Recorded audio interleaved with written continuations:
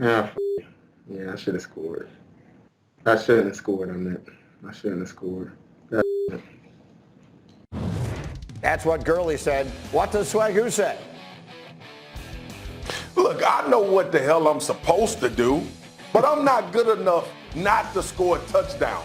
All my life as a kid, I've been told, get to the end zone, cross the goal line, make plays, put points on the board. So I'm going to curse all of y'all out right now because I'm not good enough not to score a touchdown.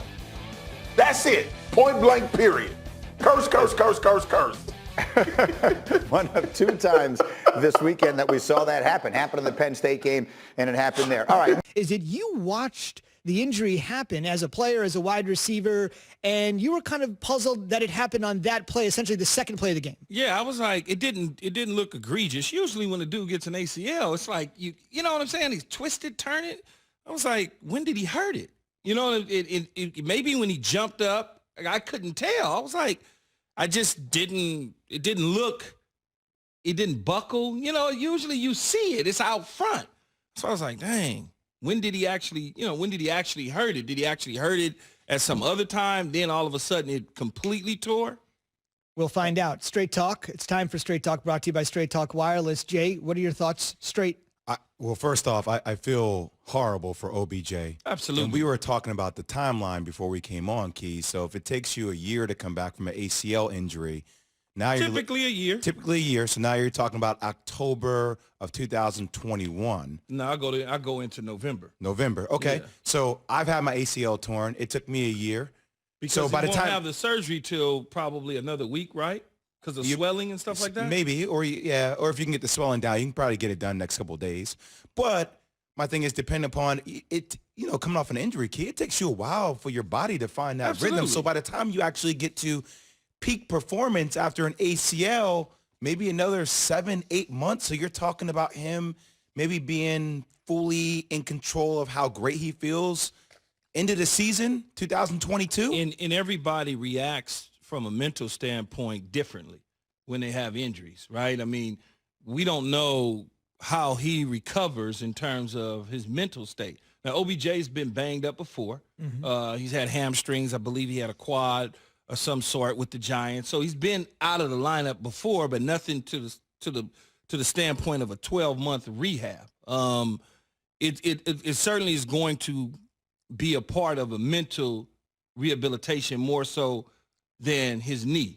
I mean, the knee part of it, I've 100% believe in whichever doctor and whichever rehab center he's using to get him back right on the field. It's all about the mental state, though. How is he going to be from a mental standpoint when he's out there running or afraid to break or cut or do some things that he needs to do with his quicks? That's one thing that he's got to have back is his lateral quickness and his ability to go up and high point the ball. Some of the things that you've seen in a rare athlete. I mean, he's a phenomenal athlete. And on top of that, you look at the timeline and you look at his age. When that clock turns 30, they start looking at you differently. Mm-hmm. And I think he's 29 years old at this point. And so now you get to be 30 and into your 30 and a half to that 31, they start looking at you real different. And we didn't get a chance to see it this year because Klay Thompson didn't play. But Klay Thompson had torn his ACL. He could have came back and played this year, but I guarantee you Klay Thompson could have came back and played towards the end of the year, but how he would have played at the end of the year as opposed to how he's going to play next season will be drastically different because he'll have that much more confidence in his leg. But Key, it transitions me to a point, this whole notion and narrative that is starting to build within the media right now that, oh, this is addition by subtraction for the Browns and that the Browns are a better team without OBJ because now, Baker Mayfield doesn't have to be fixated on him as a primary target. I heard Dan Orlovsky the other day on NFL Live say, well, look, the QBR number without OBJ on the field was 70, with him on the field was 73.6. Without him on the field for Baker Mayfield, it's 96.2.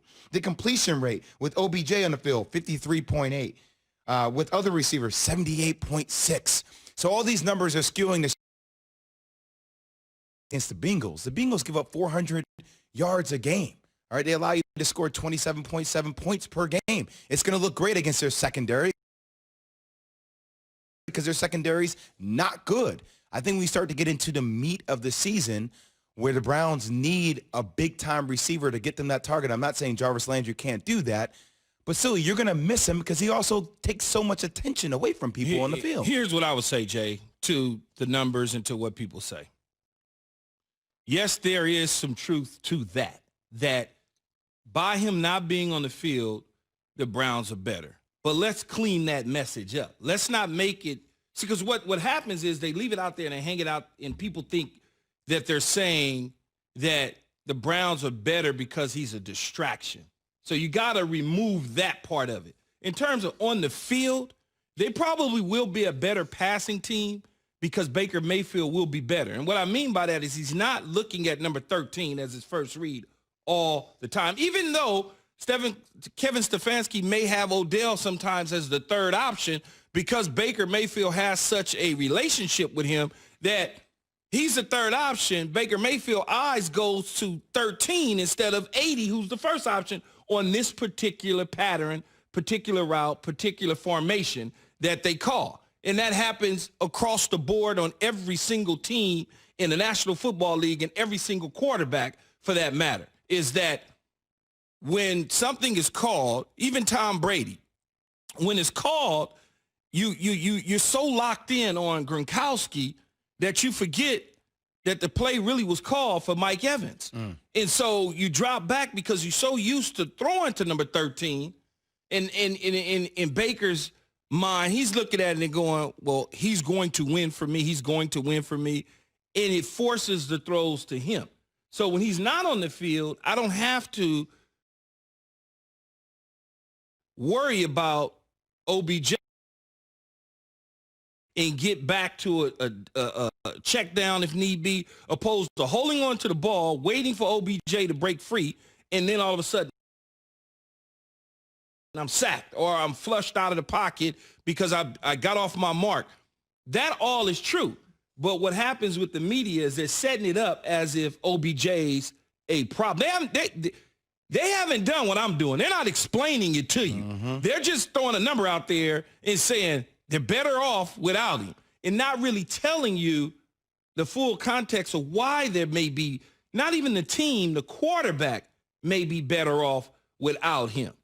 Does that make sense to you? Makes sense. Because they're not telling you that. They just want to make it sound like OBJ's a problem, and that's not the case. The problem is OBJ has a relationship with Baker Mayfield because he's a great player. And all great receivers have relationships with quarterbacks. So